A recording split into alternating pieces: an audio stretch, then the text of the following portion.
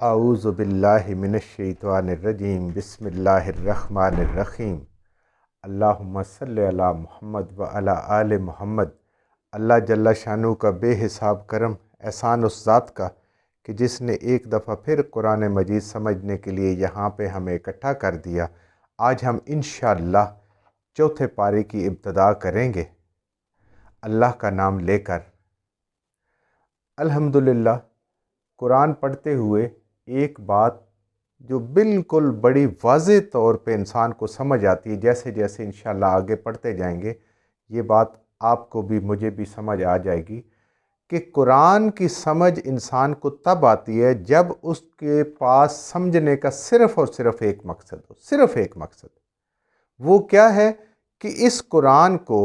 اللہ کی توفیق سے پڑھنا، اللہ کی توفیق سے سمجھنا، اور مقصد صرف یہ ہو کہ اس سے مجھے وہ ہدایت ملے کہ میں وہ زندگی شروع کر دوں، اس زندگی پہ آ جاؤں، ان باتوں پہ آ جاؤں جس سے میرا رب راضی ہو جائے۔ اس کے علاوہ اگر کوئی بھی مقصد لے کے ہم اس قرآن کو پڑھیں گے تو ہمیں کبھی بھی ہدایت نہیں ملے گی کہ ہم بہت بڑے عالم بن جائیں، ہمارے نام کے ساتھ کچھ لکھا جائے، یا کچھ اور ایسا کام کیا جائے کہ ہم جس اسکول آف تھاٹ سے تعلق رکھتے ہیں اس کو ڈیفینڈ کرنے کے لیے ساری زندگی ڈیفینڈ کرتے رہیں، قرآن کو ڈھونڈتے آیات۔ قرآن اس کام کے لیے نہیں ہے، یا اس کو ہم ایک وظیفہ بنا لیں اور وظیفوں کو پڑھنا شروع کر دیں، وظیفے لے کے اس کو کرنا ہے، صورتیں پڑھنا شروع کر دیں۔ نبی کریم صلی اللہ علیہ وآلہ وسلم کی جتنی بھی مبارک ذات سے مختلف آیات کی جو وظیفہ بتایا گیا یا مختلف صورتوں کا پڑھنا، جیسے سورہ یاسین ہے، جمعہ کو سورہ کاف ہے، رات کو سونے سے پہلے سورہ واقعہ ہے، اور سورہ تبارک الذی ہے، ان سب کا مطلب یہ ہے کہ ان کے مفہوم کو ہم سمجھیں اور ان کے اندر اتنا سبق مضمر ہے کہ جو ہمیں پتہ چلے، اس سبق کی یاد دہانی ہوتی ہے۔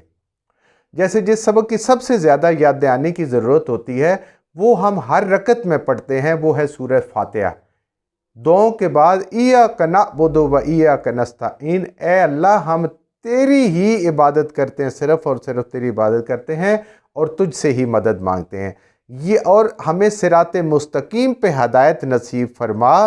ان لوگوں پہ جن پہ تیرے انعام ہوئے، اور ان لوگوں سے بچا کہ جن پہ تیرا غضب ہوا یا جو لوگ گمراہ ہوئے۔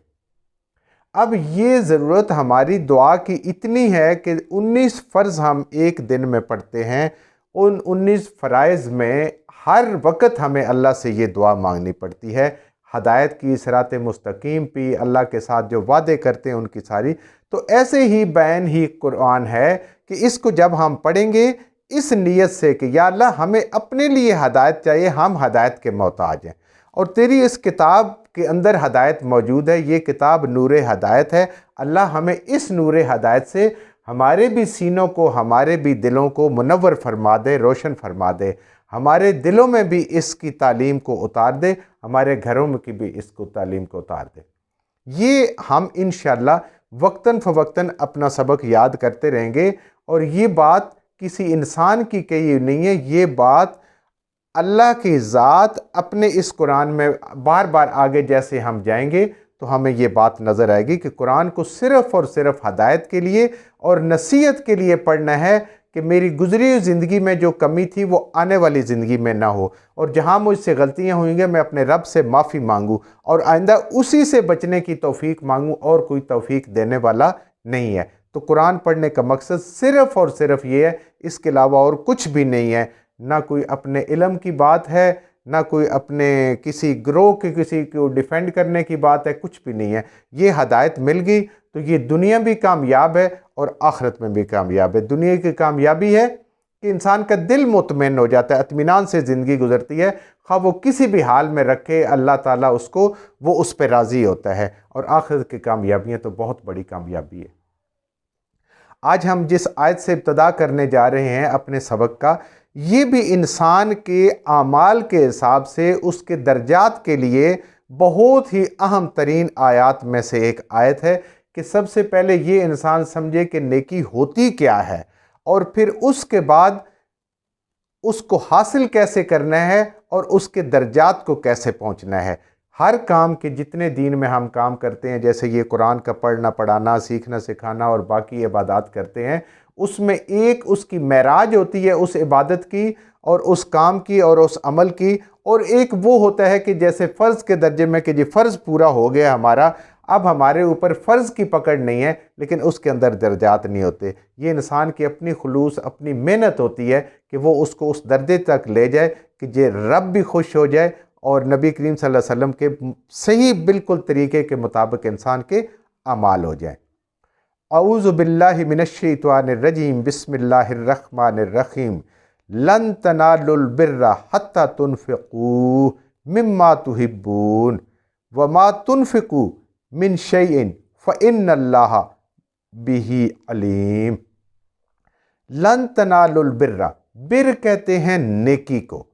بر کس کو کہتے ہیں؟ نیکی کو۔ پیچھے ہم نے پڑھا تھا نیکی کیا ہے۔ سب سے پہلی جو نیکی کی بنیاد ہے، جو ابتدا ہے، وہ ہے اللہ پر ایمان، اللہ کو ایک ماننا، اس کو خالق، مالک اور اس پوری کائنات کا مدبر ماننا، یہ بنیاد ہے۔ یہاں سے پھر آگے مقبول نیکیاں شروع ہوتی ہیں۔ اگر یہ بنیاد نہیں ہے تو کوئی نیکی قابل قبول نہیں، جتنے مرضی بڑے ہاسپٹل بنا دیں، جتنی مرضی بڑی این جی اوز بنا دیں، جتنے مرضی یہ مدرسے بنا دیں، جتنے مرضی وعظ اور درس و تدریس کے کام کرتے رہیں گے، اگر یہ ایمان نہیں ہے۔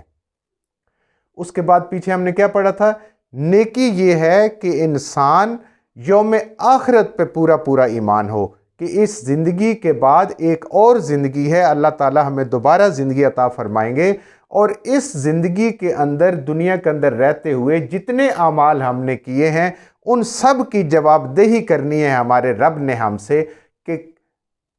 مال کمایا تو کہاں سے کمایا، خرچ کیا تو کہاں پہ کیا، عمر گزاری تو کیسے گزاری، جوانی گزاری تو کیسے گزاری، معاملات کیے تو کس کو ماڈل بنا کے، کس کو رول ماڈل بنا کے دنیا کے معاملات کیے، سوچا تو کیسے سوچا، دیکھا تو کیا دیکھا، سنا تو کیا سنا۔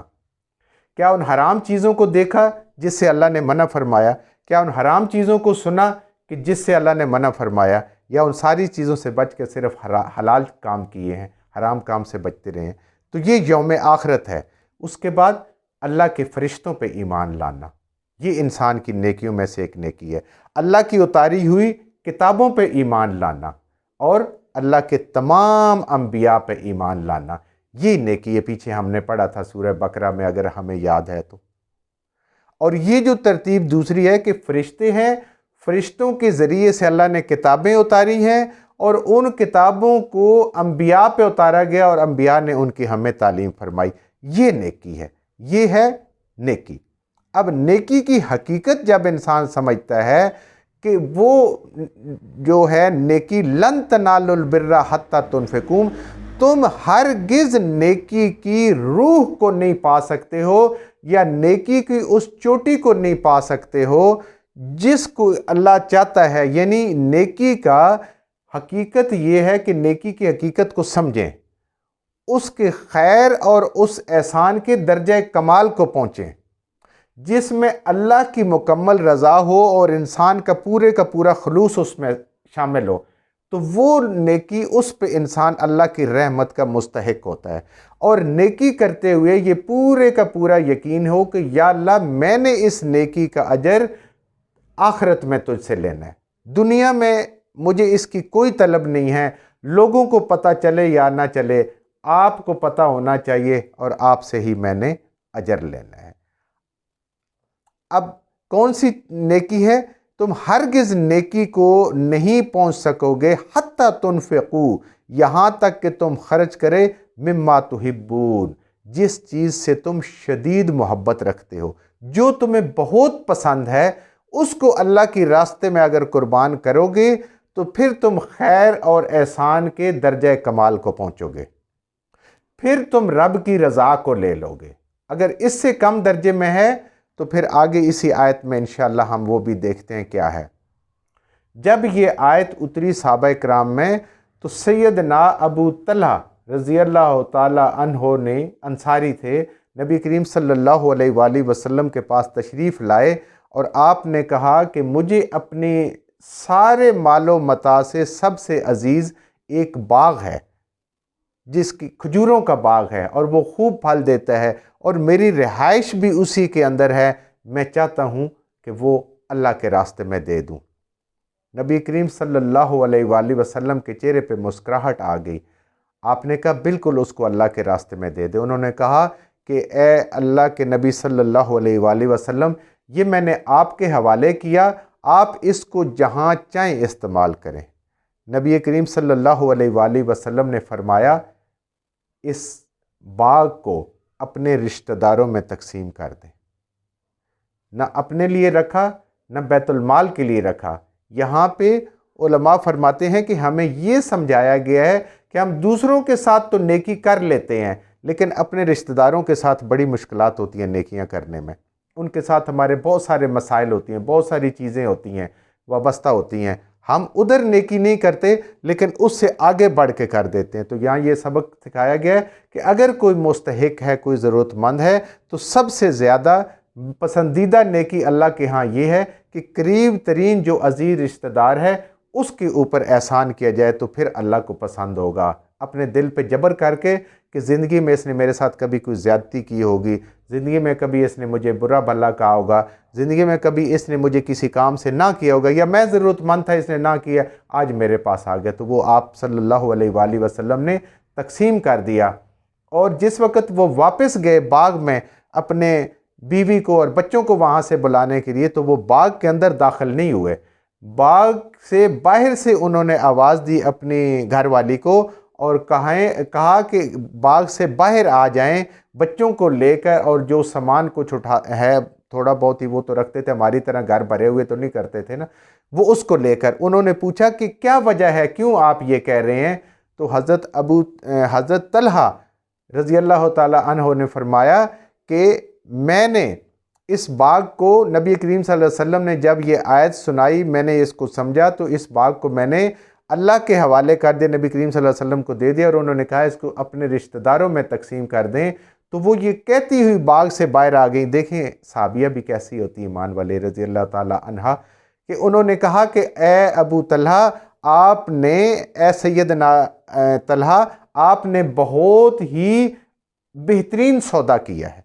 یہ ان کے ایمان کا لیول تھا۔ آج کیا ہمارے ایمان کا لیول ایسا ہے؟ جو چیز پسند ہے زندگی میں، انسان کو سب سے بہترین عمر کا حصہ جوانی ہے، وہ اگر دین کے لیے انسان لگا دے تو وہ اللہ کو بہت پسند ہے۔ تو یہ ہے۔ اسی طریقے سے حضرت عمر رضی اللہ تعالی عنہ نے کہا تھا کہ خیبر میں مجھے جو زمین ملی ہے، میں چاہتا ہوں میں وہ سب سے زیادہ عزیز اور پسندیدہ میرے دل کو اچھی لگتی ہے، میں وہ اللہ کے راستے میں دینا چاہتا ہوں۔ نبی کریم صلی اللہ علیہ وآلہ وسلم نے اس کو قبول فرمایا اور کہا کہ اس کو اس طریقے سے اللہ کے راستے میں دیں کہ زمین آپ کی رہے گی، اس سے جتنی آمدنی ہوگی، جو فصل ہوگی، وہ آپ غریبوں میں تقسیم کرتے رہیں، اپنے رشتہ داروں میں، دوسرے میں جو ضرورت مند ہے آپ اس کو تقسیم کرتے رہیں، اس سے آپ فائدہ اٹھاتے رہیں۔ تو انسان اپنا جسم اور جان وہ اللہ کی راہ میں لگا دے۔ جان سب سے قیمتی چیز ہے۔ اگر ضرورت پڑے انسان کو، جیسے کہ صحابہ کرام نے دی، تو انسان اپنی جان کو بھی اللہ کی راہ میں پیش کر دے۔ کیا آج ہماری یہ جان ہمیں اجازت دیتی ہے کہ ہم فجر کو اٹھ کے مسجد جا کے نماز پڑھیں؟ سردی میں یا گرمیوں میں راتیں چھوٹی ہو جاتی ہیں، تو پھر نیکی کی روح کو تو نہیں پہنچ سکیں گے نا۔ دنیا کے درجات ہوتے ہیں، دنیا میں بڑے بڑے منصب ہوتے ہیں، کبھی کبھی ایمان کا تقاضا ہوتا ہے انسان کا کہ وہ ان کو ٹھکرا دے اللہ کی خاطر اور اللہ کے نبی صلی اللہ علیہ وآلہ وسلم کے سنت کے خاطر، کیونکہ وہ غلط ہوتے ہیں، وہاں پہ سود کا کام ہو رہا ہوتا ہے، کوئی اور ایسا کام ہو رہا ہوتا ہے۔ جیسے آج ہم کتنے فخر سے کہتے ہیں کہ جی ہمارے بچہ جو ہے نا وہ ورلڈ بینک میں اور IMF میں نوکری کر رہا ہوتا ہے۔ تو اگر ذرا سا انسان سوچے قرآن کو سمجھنے والا ہو، تو بات اتنی ہے کہ وہ اس انگریز کی خدمت کر رہا ہے کہ جو اللہ کا بھی دشمن ہے، اللہ کے نبی صلی اللہ علیہ وسلم کا بھی دشمن ہے، اللہ کی کتاب کا بھی دشمن ہے، اور مسلمانوں کا بھی ازلی دشمن ہے۔ تو وہ کس کی خدمت کر رہے ہیں؟ اتنی صلاحیتیں اللہ نے اس کو دی ہوئی ہیں کہ وہ وہاں تک پہنچ سکتا ہے، مگر وہ اپنی صلاحیتوں کو کہاں لگا رہے؟ تو انسان کہاں پہ؟ تو ہرگز انسان اس نیکی کو نہیں پہنچ سکتا کہ جب تک اپنی پسندیدہ ترین چیز کو اللہ کے راستے میں خرچ نہ کر دے، جس میں جان بھی ہے، مال بھی ہے، جسم بھی ہے، جس میں انسان کا عہدہ بھی ہے، اور جو چیز انسان کو پسند ہو۔ کوئی کپڑا دیتے ہوئے، کوئی مال دیتے ہوئے بہترین چیز جو ہے وہ دے۔ ایک دفعہ نبی کریم صلی اللہ علیہ وآلہ وسلم گھر میں تشریف لائے، اما عائشہ صدیقہ رضی اللہ تعالی عنہا نے فرمایا کہ آج میں نے ایک دمبا ذبح کیا ہے اور اس کو خیرات کیا ہے۔ آپ صلی اللہ علیہ وسلم نے پوچھا گھر میں کچھ ہے؟ انہوں نے کہا اپنے لیے صرف ایک دستی بچی ہے، باقی سب میں نے صدقہ کر دیا ہے۔ تو آقا کریم صلی اللہ علیہ وآلہ وسلم نے فرمایا کہ اے عائشہ، یہ دستی ہماری نہیں ہے، باقی تو سب کچھ ہمارا ہے جو اللہ کے راستے میں گیا ہے۔ یعنی وہ تو اللہ کے پاس چلا گیا، محفوظ ہو گیا، وہ قیامت والے دن ہمیں ملے گا۔ یہ دستی کھائیں گے، استعمال کریں گے، ختم ہو جائے گی۔ اصل چیز وہ ہے جو اللہ کے پاس جمع ہوگی۔ اور نبی کریم صلی اللہ علیہ وسلم کے مبارک عزیز کا مفہوم ہے کہ جو کچھ اپنے لیے پسند کرو وہی اپنے بھائی کے لیے پسند کرو، یہ تمہارے ایمان کی نشانی ہے۔ تو کیا آج ہمارا دل کرتا ہے اپنے بھائی کے لیے بھی اسی معیار کی، اسی برانڈ کی چیزیں لے کے دینے کے لیے جو ہم اپنے لیے استعمال کرتے ہیں، اپنے بچوں کے لیے استعمال کرتے ہیں، اپنے گھر والوں کے لیے استعمال کرتے ہیں؟ اللہ کے نبی صلی اللہ علیہ وسلم کا فرمان ہے جس کا مفہوم ہے کہ انسان کا مال وہ ہے کہ جو اس نے کھایا، استعمال کیا، بوسیدہ کر دیا،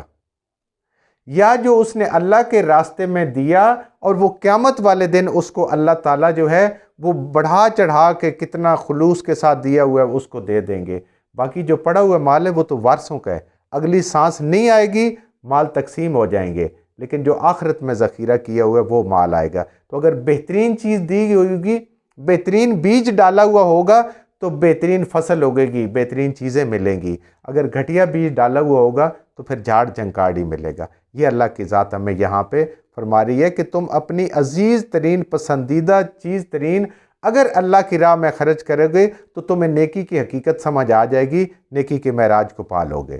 وَمَا تُنْفِقُوا مِنْ شَيْءٍ،